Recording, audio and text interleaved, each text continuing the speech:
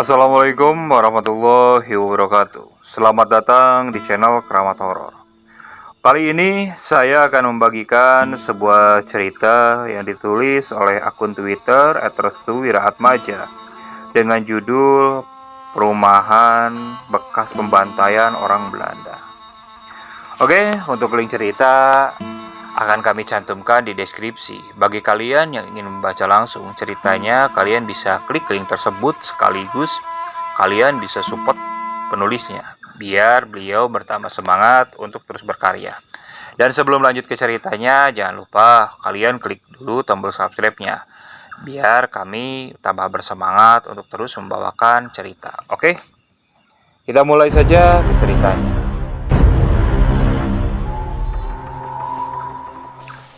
Perumahan AR merupakan perumahan terkenal di salah satu daerah C dengan keangkerannya. Meskipun begitu, beberapa orang masih menempati perumahan ini karena akomodasi biayanya yang cukup memadai.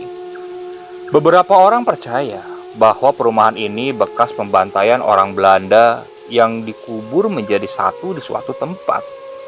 Namun, ada satu kisah yang menarik ketika salah satu keluarga menempati tempat ini.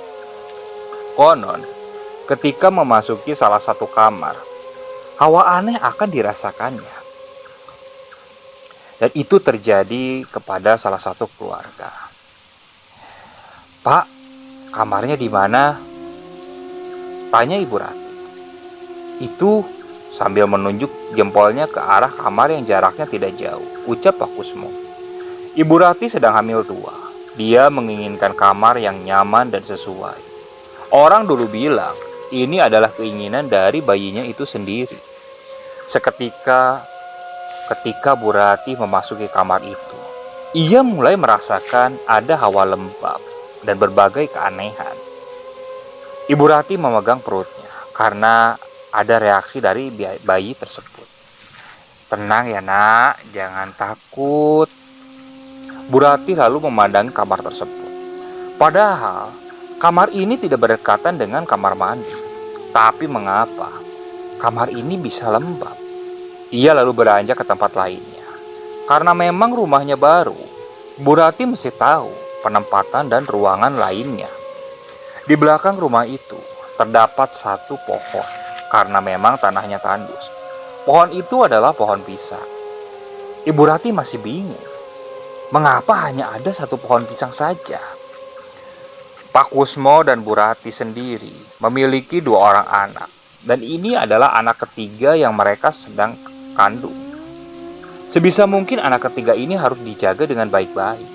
Kata orang tuanya yang berada di kampung, anak yang terakhir ini baunya wangi. Bukan hanya akan disenangi oleh manusia di sekitarnya, dia juga akan disukai oleh bangsa demit yang berada di ruang lingkupnya. Anak pertamanya bernama Arum, masih berumur 7 tahun, dan anak keduanya bernama Dopi. Dia berusia 5 tahun. Karena masih baru, Arum dan Dopi tidak diizinkan untuk bermain di sekitar rumah. Bulan pertama, Pak Kusmo menempati rumah ini. Terasa aman dan nyaman, tak ada gangguan. Paling hanya hawa merinding yang tiba-tiba saja membuatnya agak mergidi. Dan ketika 1 bulan menuju kelahiran, mulai banyak sekali gangguan-gangguan yang dialaminya. Konon, setiap malam, jendela rumahnya selalu diketuk-ketuk oleh orang yang tidak dikenal. Padahal, perumahan ini belum terlalu banyak pendatang yang mendiaminya. Karena merasa sangat mengganggu, akhirnya Pak Kusmo sendiri menjaga malam tanpa tertidur. Niatnya untuk menunggu siapa orang yang selalu mengetuk jendela itu. Tepat tengah malam, jendelanya diketuk, persis dengan hari-hari sebelumnya. Pak Kusmo dengan cepat membuka gorden jendela dan ingin melihat siapa orang yang jahil mengetuk jendelanya. Dan ketika gorden jendelanya dibuka, tak ada orang satupun yang mengetuk pintu rumahnya. Pak Kusmo kembali menutup gorden jendela itu dan ia kembali duduk di ruang tamu. Namun, baru saja ia duduk, jendela rumahnya kembali diketuk sebanyak 3 kali. Pak Kusmo heran, siapa yang mengetuk jendelanya? Padahal ketika dibuka gordengnya, tak ada satupun orang di sana. Pak Kusmo lalu beranjak dari tempat duduknya dan berlari menuju jendela. Dan ketika dibuka, hasilnya tetap nihil. Tak ada orang. Tak ada tanda-tanda bahwa ada yang mengetuk jendela rumahnya. Karena ini sudah di luar nalar, Pak Kusmo berinisiatif untuk berdiam diri di dekat jendela. Siapa tahu ketika gordeng jendelanya dibuka dengan cepat, Pak Kusmo bisa tahu siapa pelakunya. Tak ada suara langkah kaki. Tak ada tanda-tanda orang bergerak ke arah rumahnya. Tapi ketukan itu masih berbunyi. Pak Kusmo mulai merasakan merinding.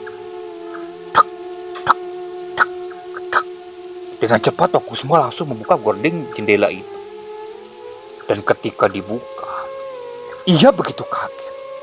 Karena ia melihat ada sosok nenek-nenek tua tersenyum kepadanya. Pak Kusmo langsung menutup gordeng jendela itu. Ia mundur beberapa langkah dari tempatnya dan lari menuju kamar. Malam itu membuat ia trauma berat. Namun sebisa mungkin, ia tak ingin bercerita kepada istri dan anak-anaknya. Karena Pak Kusmo takut akan membuat stres istri dan mengganggu kenyamanan anak-anaknya. Beberapa hari sebelum kelahirannya, orang tua di kampungnya menelepon kepada Pak Kusmo. Orang tuanya berpesan untuk tidak membuka pintu belakang rumahnya.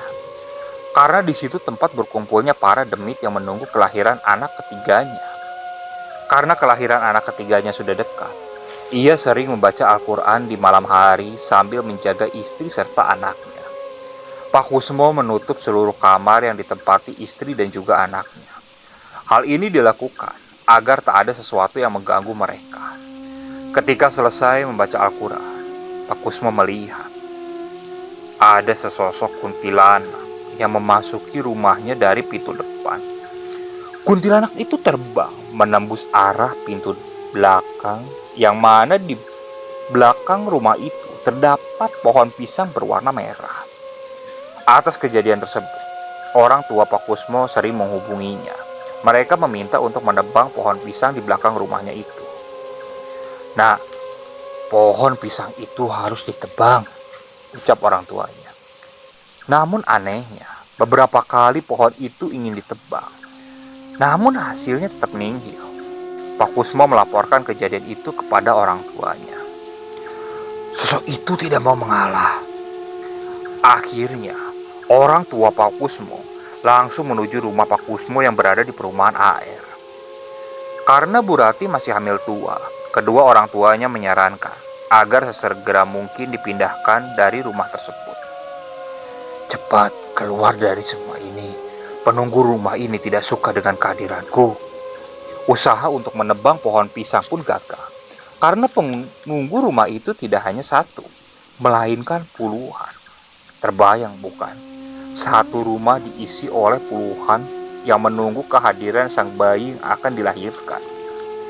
Tepat di hari kelahiran anak itu, ringkikan tawa kuntilanak memecah belah suasana kebahagiaan keluarga. Kuntilanak itu tertawa karena anak yang ditunggu-tunggu oleh bangsa mereka telah hadir di alam dunia. Jangan tertawa, Cuk, ucap orang tua Pak Kusmo sambil melempar batu ke genteng rumahnya. Karena setelah melahirkan, Pak Kusmo dan Bu Rati tidak menempati rumahnya, melainkan dibawa ke rumah orang tuanya. Orang tua Pak Kusmo tidak heran jika sosok itu mengejar anak Rati. Beberapa dari mereka juga menyamar menjadi orang lain dengan pura-pura menjadi tamu untuk menjenguk bayi Rati. Pernah suatu hari ketika Ibu Rati dan Pak Kusmo telah dibolehkan untuk kembali ke perumahan tersebut, banyak orang dari perumahan itu mendatangi rumahnya. Padahal waktu itu perumahan sangat sepi dan belum banyak penghuni atau orang yang menempati perumahan itu sendiri. Orang tua Pak Kusmo menyebutkan bahwa mereka semua adalah korban dari pembantaian orang-orang Belanda yang turut hadir memberikan selamat kepada Rati dan Kusmo. Namun bukan hanya itu. Ketika orang tuanya berkunjung kembali ke rumah Rati dan Kusmo, di depan rumahnya sudah disambut oleh sosok nenek-nenek berkebaya. Katanya, Nenek-nenek itu sedang menunggu bayinya dikeluarkan dari kamar. Karena serasa sangat mengganggu, orang tua Pak Kusmo ini lalu menebang pohon pisang merah. Dan seketika, puluhan sosok yang berada di pohon pisang itu langsung bertebaran kemana-mana. Namun itu belum seberapa. Setiap malam, Arum dan Dopi sering bermain dengan sosok besar bertubuh hitam. Katanya, sosok itu suka anak kecil dan ingin bermain. Karena di perumahan ini tak ada anak kecil, Arum dan Dopilah yang sering diajak main oleh sosok itu. Sosok itu tak lain adalah sosok genderuwo. Pernah sosok itu diajak main ke dalam rumah. Dan ketika masuk ke rumah, sosok itu berubah menjadi Pak Kusmo. Ratih yang tahu kalau suaminya sedang lembur kerja. Dia tak mengizinkan si sosok yang menyerupai Kusmo ini masuk. Ia menyuruh Arum dan Dopi masuk dan segera menutup pintu kamarnya. Sosok itu mengajak tidur bareng bersama Ratih. Dia terus menggedor-gedor pintu kamarnya agar segera dibuka. Bayi yang digendong Ratih menangis. Sontak membuat Ratih menjadi sangat panik. Ia lalu membuka Al-Quran dan membaca ayat kursi sebanyak 11 kali. Dan secara perlahan, sosok itu menghilang dan tak pernah mendatanginya lagi. Belum cukup sampai di situ, Kusmo menjadi sangat hati-hati. Dia menyuruh kepada istri dan anak-anaknya agar tidak keluar dari rumahnya sebelum kerjaannya selesai. Masih ingat dengan sosok nenek-nenek itu. Dia masih belum menyerah dan kembali meneror Ratih di malam hari. Ratih kira-kira yang mengetuk rumahnya adalah suaminya. Ia pun keluar dari kamar untuk membuka pintu rumahnya. Dan ketika pintu terbuka lebar, sekelebat bayangan hitam memasuki rumah itu dengan cepat. Ratih tahu yang masuk barusan adalah sosok penunggu yang ingin mengambil anaknya. Ia pun langsung menuju kamar. Dan ketika ia ingin membuka kamar, ia mendengar suara orang tua sedang menggendong bayi sambil menyanyikan lagu pengantar tidur. "Kamu siapa?" tanya Ratih dari balik pintu yang masih tertutup. "Aku mohon, jangan ganggu anakku," pinta Ratih. Karena bayi itu menangis, Ratih langsung masuk ke kamar. Di kamar tersebut, si bayi sudah diletakkan begitu saja di lantai. Ratih langsung mengambil anaknya dan gendong kembali. Dan ketika ia melihat meja tempat ia melakukan make up, sisirnya telah penuh dengan uban. Dikarenakan kejadian itu sering terjadi, akhirnya Pak Kusmo berhenti dari pekerjaannya. Ia lebih memilih menjaga istrinya daripada terus-menerus lembur kerja. Namun semenjak kejadian si sosok nenek itu berani masuk ke dalam rumahnya, Ratih mudah kesurupan. Sosok nenek itu tidak mau menghilang dari rumahnya dan terus-menerus akan mengganggu bayi itu. Alhasil, orang tua Kusmo kembali turun tangan. Dia menuju rumah Ratih dan berencana untuk meruqyah Ratih. Ratih diruqyah tidak sendiri. Ada kurang lebih 3 orang yang membantu meruqyah Ratih. Ratih diruqyah sehabis Isya. Keluarga besar di sana berkumpul untuk bersama-sama mengusir sosok itu. Ketika ketiga orang itu meruqyah Ratih, Ratih langsung kesurupan. 2 dari 3 orang itu terpental. Semua yang di situ panik seketika. Ratih memajak tembok dan merayap sambil mengatakan, "Jangan ganggu cucuku," ucapnya. Karena bayi tersebut berada di kamar, orang tua Kusmo langsung menyuruh Kusmo untuk mengambil bayinya. "Mo, bayinya, ambil bayinya. Sosok itu mengincar bayinya." Kusmo segera mengambil bayinya dan menggendongnya. Si Ratih merayap-rayap ke tembok dan mencari cara agar bisa mengambil bayi itu.